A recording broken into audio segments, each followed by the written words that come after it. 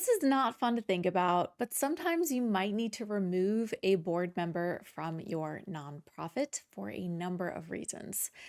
So, in this Changemaker Cafe episode, we'll talk about when and how to do just that. We'll cover situations that might call for a board member's removal, how to structure your bylaws to enable board removals when necessary, and the steps to remove a board member while mitigating any damage to morale for the rest of your team, because that's super important. Don't forget to subscribe to the channel for more content all about nonprofits, fundraising, social entrepreneurship, and more. And thanks to Click and Pledge for sponsoring this video.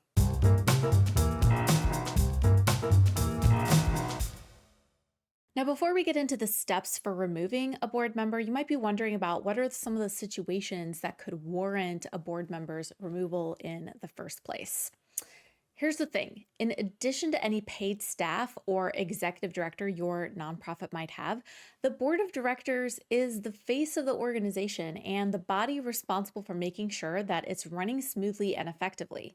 And when something goes wrong in the nonprofit, board members are likely going to be responsible for addressing it or being held responsible for it.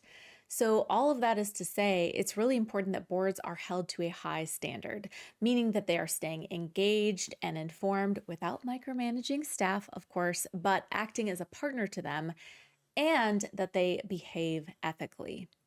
That said, I want to clarify, there might be some reasons for a board member's removal that might have nothing to do with that person's behavior or anything they did that could be unethical. So let's go through both sets of reasons you might need to remove a board member, reasons that are not connected to their behavior and reasons that are.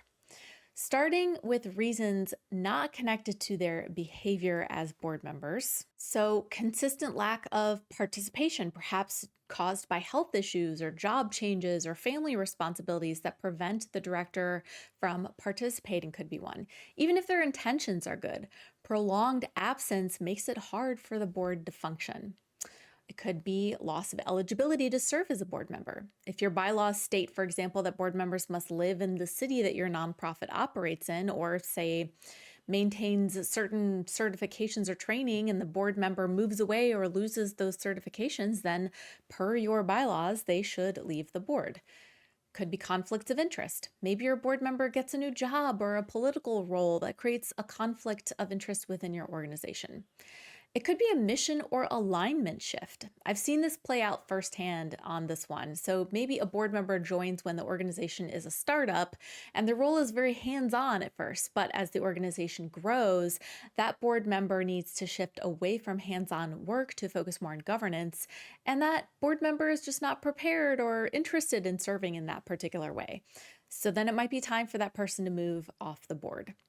Of course, it could be that their term limit is up. Board members might leave when their term limit is up. Simply put, honestly, term limits are there to help bring in fresh ideas and protect the organization from some of these disengagement or conflict issues. So honestly, they can be one of your best protections here. Now let's cover a few reasons they might need to be removed that are connected to their behavior specifically.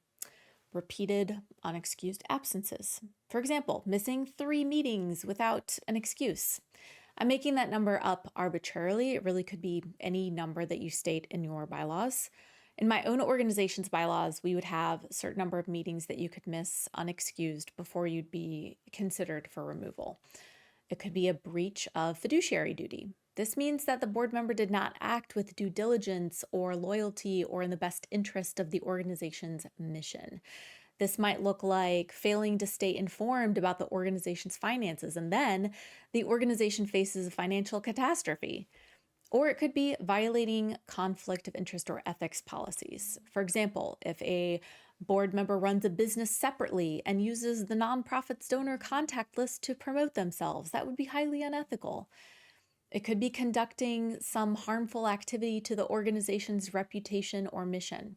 Let's say a board member was convicted of a crime. Keeping them on the board would harm the nonprofit's reputation. It could be illegal or fraudulent actions like embezzling the nonprofit's funds. That seems kind of like a no-brainer to me. Refusal to carry out board responsibilities like fundraising or participation expectations that were made clear before.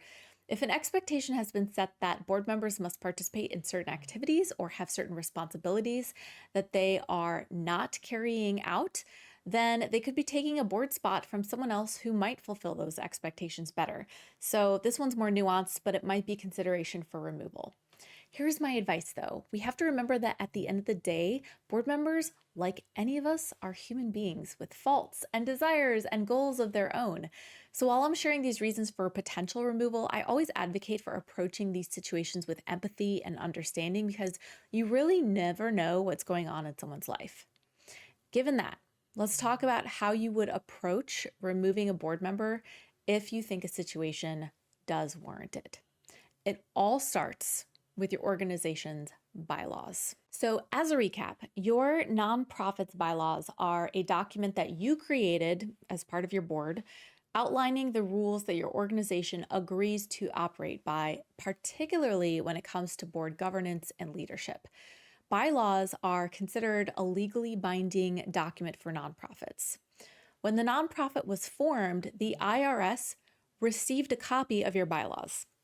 So if your nonprofit doesn't follow the rules set out in its bylaws, and the IRS finds out during an audit or some other way, your organization could face penalties or even dissolution.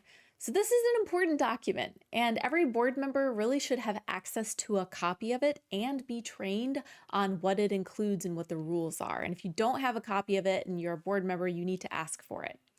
Your bylaws should include how your organization intends to manage its board, including how many votes are required for a new board member's addition to the board or an existing board member's removal from the board. Your bylaws also should include the technical process by which your organization will remove a board member. So the first thing you need to do when considering removing a board member is refer to your bylaws. A removal clause in your bylaws might sound something like this. Any director may be removed from the board with or without cause by a 2/3 majority vote of the remaining directors at any regular or special meeting of the board. Written notice of the proposed removal must be given to all directors at least 10 days prior to the meeting.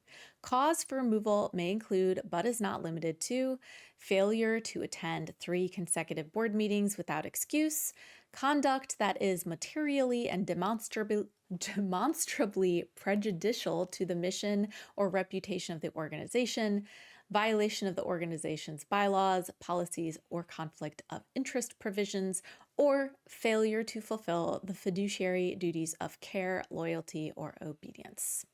A director subject to removal shall be given the opportunity to address the board before the vote is taken. So that's just an example of what it might sound like. Now, this might be you. If your nonprofit is just starting out and you haven't even written your bylaws yet, it's important to think through what you want the process to look like for removing a board member and including a clause like that in your bylaws now. If your nonprofit has been in existence for a while and your bylaws don't have a clause like this, then you really need to talk to your board of directors about amending your bylaws to include a clause like this, or at least a process and that describes how you would do this, and then develop the language together and vote to add it to your bylaws so that you have that protection going forward. Now, in just a moment here, we'll get into the full step-by-step process for removing a board member, but before we do that, I want to take a moment to thank the sponsor of this video, Click and Pledge. Active, engaged board members can give a nonprofit a huge boost with fundraising, but we've got to make it easy for them. And to do that, your organization needs an easy way to collect and track donations. With Click and Pledge, you're going to get a robust dashboard where you can plan fundraising campaigns and monitor and share your progress with your fellow board members, highly customizable donation forms, in-person fundraising features, peer-to-peer fundraising that allows your board or other supporters to go out and form teams and raise money in their networks, video fundraising with donation links embedded directly in your videos, text-to-give campaigns, donor outreach tools to improve donor retention, a complete Salesforce integration, many other integrations, and more. Some platforms charge more based on your organization's size, but not Click and Pledge. The pricing is going to stay the same even as your donor list increases, and this is huge. Donors really appreciate how there are no contracts, and all of the solutions are included at no extra cost. You can learn more about Click and Pledge's fundraising solutions at the QR code here and at the link below, and get your first $25 monthly fee waived using those links. You can get in contact with their team to ask questions or schedule a demo or sign up to give it a try right now. All right, let's talk about the steps for removing a board member beyond just consulting your bylaws. I'll include the technical steps, but I'm also going to include some steps on approaching this situation with grace and compassion, which is really critical, like I said, for keeping team morale intact during these potential conflicts. Your process should really be led by your board chair, whose job it is to oversee the board in partnership with the executive director of your organization. If your board has a governance committee, they also might be supporting your chair in this process also. Preparing for possibly removing a board member starts with privacy and, like I said, compassion. It starts with your chair doing a quiet check-in. As a courtesy, your chair needs to meet privately with the board member in question to discuss the concerns that you all have. You want to approach it with curiosity and care. Don't frame anything as an accusation, but rather a question. For example, we've noticed that you've missed several meetings. Is this still the right time for you to serve? This gives them a chance to self-correct the issue or even voluntarily resign. Second, document the issues. You need written documentation of any infractions or concerns and conversations had around those concerns. From a legal perspective, gathering records like attendance logs, written warnings, evidence of conflicts, etc., can really protect your organization. And from a culture perspective, this positions the process as a fair one. Keeping clear records helps the process feel transparent and not personal. Third, provide an off-ramp. Let's say the issue isn't correcting itself and it keeps happening.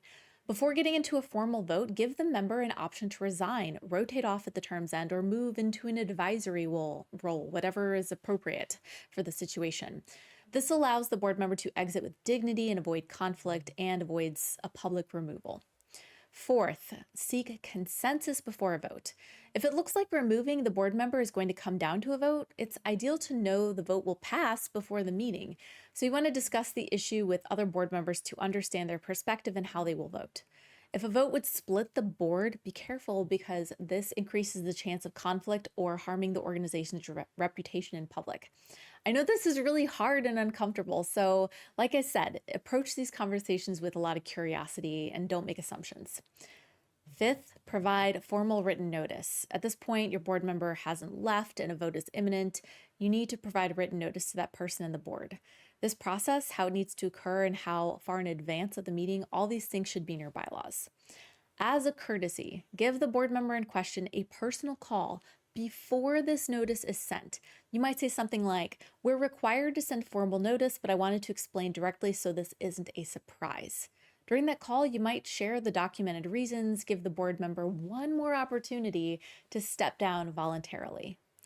6, hold the board meeting. Perhaps the board member has an opportunity to speak, and then the board votes as outlined in your bylaws. Usually majority or supermajority is required for something big like a board removal. There could be a lot of feelings in the meeting, so the chair and leadership should also be clear that removing board members is not done lightly and that the purpose is about ensuring the board can ultimately fulfill its duty to the mission. Allowing board members to share their thoughts and ensure discussions are respectful and professional is key here. 7, record the decision. All votes should be recorded in your meeting minutes, and this one is no different. As needed, you might need to also send a formal letter of removal, update your state filings, your bank records, and your board roster. And it's also a good idea, just to be nice, to thank that outgoing board member for their past service. It's all about keeping your communications really positive and neutral. Let's just wrap this up with a few tips on managing team morale during potentially tense times like this. First, as I hope you saw in our steps, removal should be a last resort, only happening after private conversation, coaching, voluntary resignation, or waiting out term limits if possible as appropriate. Serving on a nonprofit board is very personal to some people, and this can be a highly emotional challenge to navigate for both parties. So handle removal confidentially and respectfully to avoid distrust. Make sure the removal process is clear and fair and documented. Other board members are watching and may wonder if they might be treated unwell or removed unfairly. So demonstrate those fair processes to mitigate those fears. Make it clear to your team that it's just about protecting the mission, it's not about that individual. And in my opinion, this is the most important thing you can do. Set your expectations of board behavior and provide training on effective board leadership when board members first join the organization. This might screen out board members who aren't up for meeting those expectations, but that is okay. It's better to have a prepared and informed board who knows what's expected of them and what rules they need to follow than the opposite. This is going to be the biggest way you have to prevent issues like this down the road. This is a stressful topic. I feel stressed out just talking about this. And I hope you never have to deal with a board removal for your organization. But if you do, I hope this video helped you feel more comfortable with the process. I'm curious if you've ever had to do this. Share your stories in the comments. I hope this gave you some helpful tools for nonprofit and board management. If it did, please do me a favor and like this video and share it with your friends so more nonprofit leaders can see this. And be sure to subscribe to this channel so you don't miss our next episode. Don't forget, you can always get more content in my weekly newsletter and resources on my website, changemakercafe.com. I'm Amber Melanie Smith, and I'll see you next time. Goodbye.